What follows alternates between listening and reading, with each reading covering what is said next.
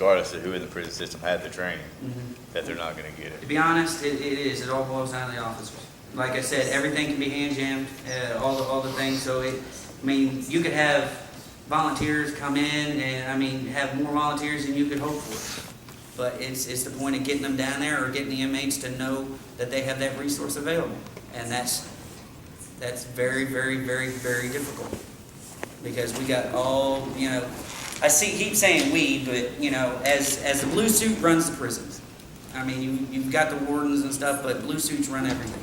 So medical, mental health, med call, everything like that has to be accompanied by a blue suit. So if you don't have the blue suits, you don't have the help that you have there. Yeah, we got laws and we've got the programs in place to help them, but without the blue suits to escort them or to make sure that the inmates are getting what they need, you're kind of spinning your wheels. And there's really, from working on a floor side and dealing with the things that could go wrong, the only thing I see is get more blue suits. Or officers, correctional officers, I'm So sorry. in other words, we need a good mental health system before they go into prison. Yeah. Can I pause us real quick? We only have a few minutes, and I want to point out, it was just brought to my attention that I totally put Andre on the spot. They cannot be a part of the committee. I didn't realize that. Because we do try to create and advocate for laws, they cannot be a part of the committee. What they can be is guests to speak, to educate us as a committee. So I put him on the spot. He didn't mention that, but the other gentleman who I asked if he would also be on the committee, he informed me he can come to the meetings. He can be a resource. He can educate us, but he cannot be a part of the committee. If you're a government employee, you can. So whether you're a state employee or a federal employee, you can inform. And so if we can, I've got 2 more people that want to speak, and we only have I think 10 more minutes. This has been such a great discussion. We've never had this Because much. nobody knows anything. We're Exactly. trying to So educate ourselves. we're having so much information. Miss Mary, if you can hold 1 second. Tony has been patiently waiting to talk, and then I'll come back to you, Miss Mary. Johnny, I'm sorry, not Tony. I just want to switch My gears bad. and let Johnny talk. It's his second meeting here. He and I served together, and I know some of the issues he's dealt with. He hadn't been, but he's had some legal issues where his mental health diagnosis kind of came into play. And I wouldn't mind talking about that, because that's something that could happen to any of us here. I mean, So. I'm Johnny Cartwright. I'm a combat veteran. I did several tours, Purple Heart recipient. I do have TBI and PTSD, which I've been receiving treatment for the last couple years. Took me about 9 years of friends convincing me I needed help before I realized it.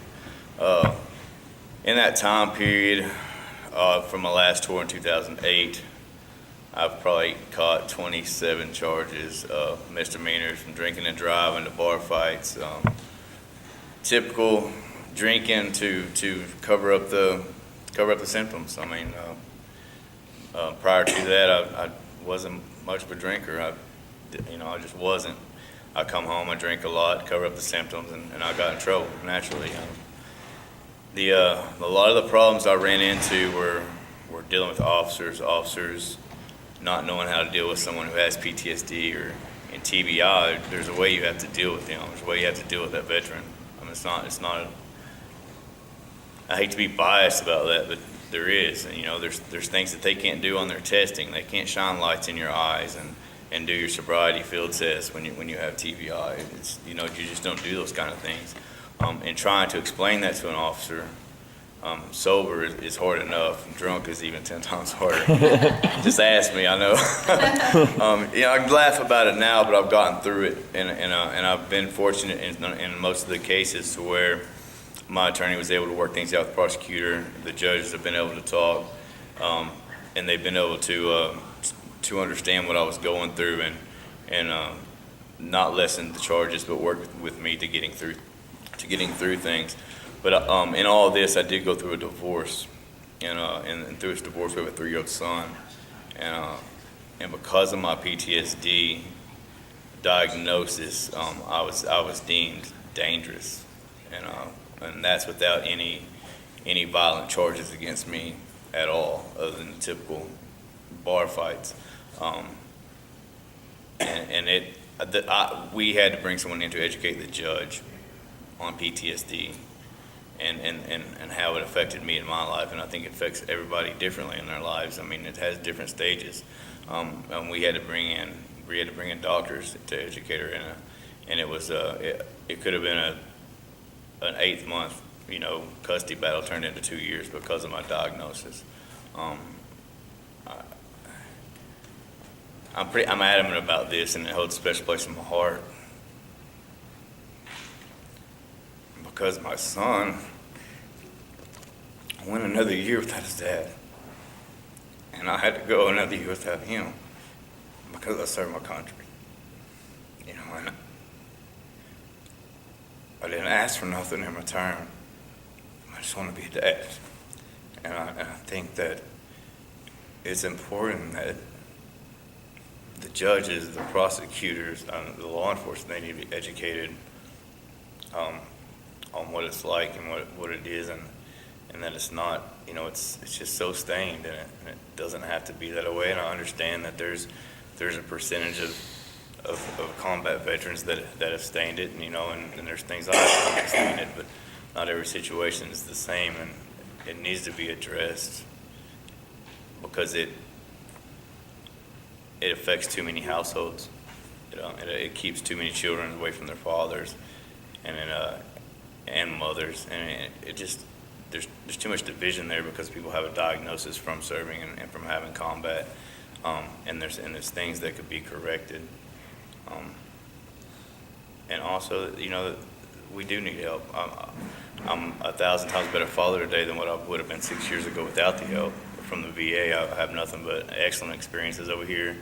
I don't even understand where the horror stories have come from since I come to the VA in 2015. I mean, my life has changed in so many ways.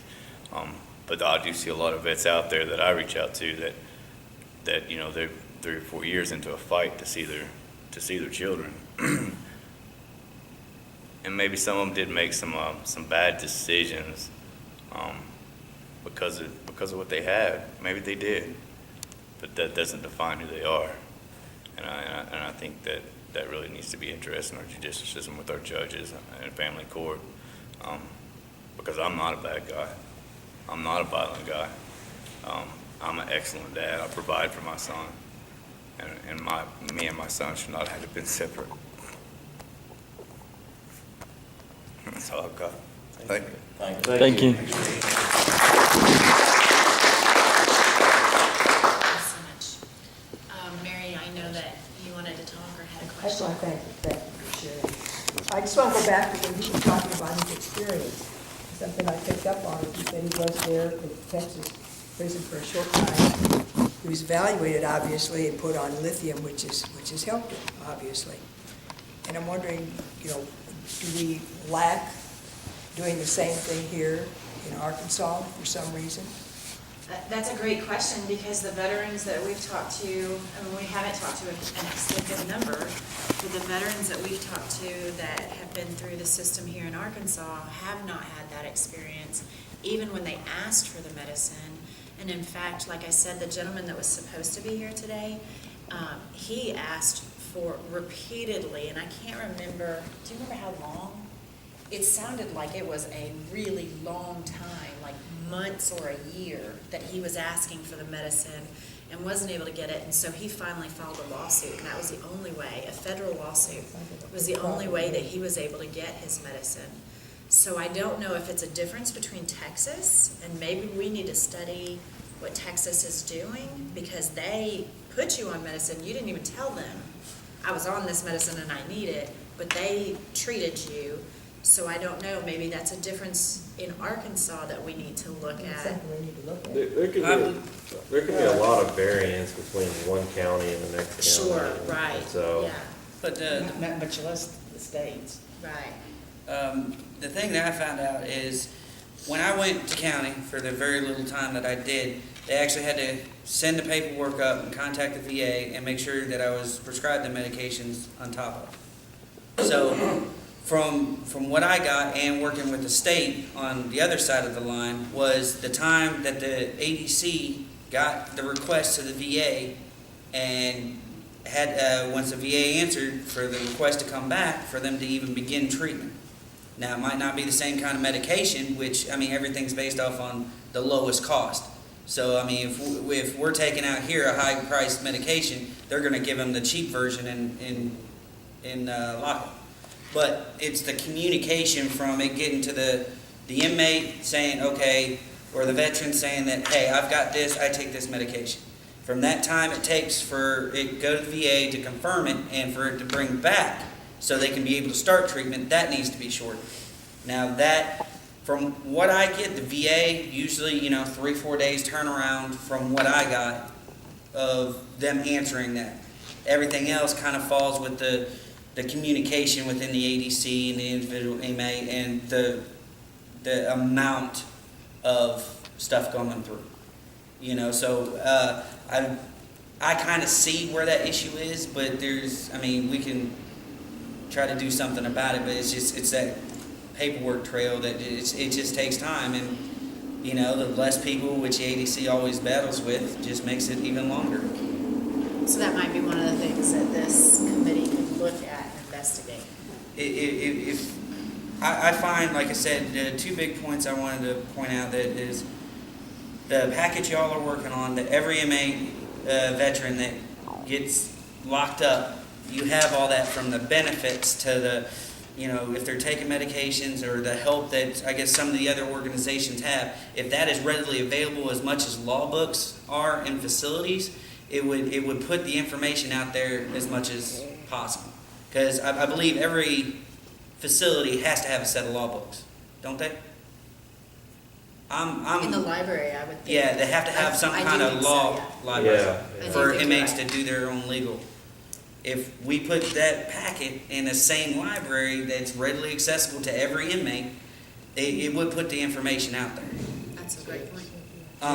And the other is, like I said, all these are great points. But as I mentioned before, it all comes down to the ADC and having the officers to do it. I mean, that's just a huge, especially in a locked up facility. You got the max, triple max, facilities like that everything has to be done for the inmate. That's a monumental problem. I mean, we can have all these programs, but if the inmates don't know about them or they can't have access to them as readily as they need, I mean, we're still going to have the same issue. So unfortunately, we're out of time. I hate that because we could probably go for 2 more hours. This has been a great discussion, a really good discussion. It sounds to me like it might be something after this committee maybe does a little bit of work, maybe we can come back to the table and have another meeting, a follow-up meeting on what we've learned. We're also, remember, going to the prison next week, and we're going to learn, it's actually 4 prisons that are coming to a facility where we will be. And so we're going to kind of ask them some of the similar questions and what issues did they see that need to be addressed as far as veteran specific. And then from the information we learned today and the information we learn next week, and then talking to the wardens and the correctional officers, it sounds like we're going to be allowed to talk to them too. It sounds like we may have a really comprehensive understanding at the end of all of that, and this committee can come back with what they've learned and what their suggestions may be, and then we can have another meeting and update everybody on where we are. Start a joint task force instead of a committee. Okay. Sounds cooler. Joint task force. Okay, if anybody didn't sign up to be a part of it and they want to, if you're a veteran employee, what we'll do is we'll put a star next to your name, and instead of putting you on the task force, you can be an advisor, a resource to that committee. You're not necessarily on the committee, but you are a resource for us to learn from. So otherwise, unless anybody has anything else,